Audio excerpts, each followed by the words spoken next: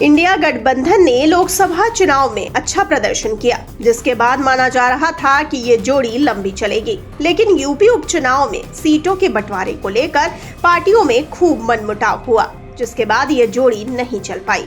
5 महीने बाद हो रहे उपचुनाव से कांग्रेस ने दूरी बना ली है। कांग्रेस अब एक भी सीट पर चुनाव नहीं लड़ेगी। आखिर क्या वजह है जिससे देश की सबसे बड़ी विपक्षी पार्टी सबसे बड़े सूबे के चुनाव में एक भी सीट पर चुनाव नहीं लड़ रही है? खबरों के अनुसार कांग्रेस के इस फैसले के पीछे कई कारण हैं। कांग्रेस ने कुछ दिनों पहले तय कर लिया था कि वह चुनाव नहीं लड़ेगी और समाजवादी पार्टी के ऑफर के मुताबिक केवल 2 सीटों पर उपचुनाव में हिस्सा नहीं लेगी।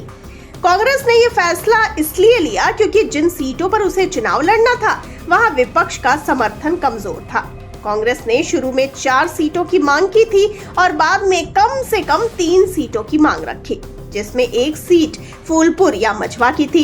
खबरों के अनुसार कांग्रेस के प्रदेश अध्यक्ष अजय राय अपने बेटे को मझवा सीट से चुनाव लड़ाना चाहते थे, लेकिन अखिलेश यादव ने कांग्रेस को भरोसे में लिए बिना ही मझवा और फूलपुर दोनों सीटों पर अपने उम्मीदवार खड़े कर दिए।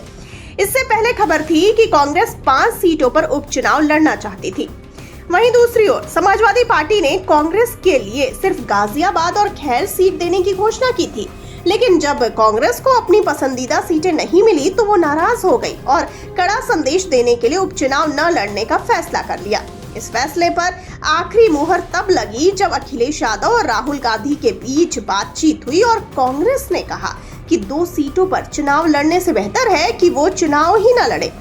दोनों नेताओं के बीच हुई इस बातचीत को राजनीतिक शिष्टाचार के रूप में देखा जा रहा है, ताकि उनके संबंध खराब न हो। कांग्रेस में अंदर ही अंदर पहले से ही सब तय था, कोई नई चर्चा नहीं हुई। इसके बाद तय किया गया कि उपचुनाव में समाजवादी पार्टी के चुनाव निशान पर कोई कांग्रेसी उम्मीदवार नहीं होगा।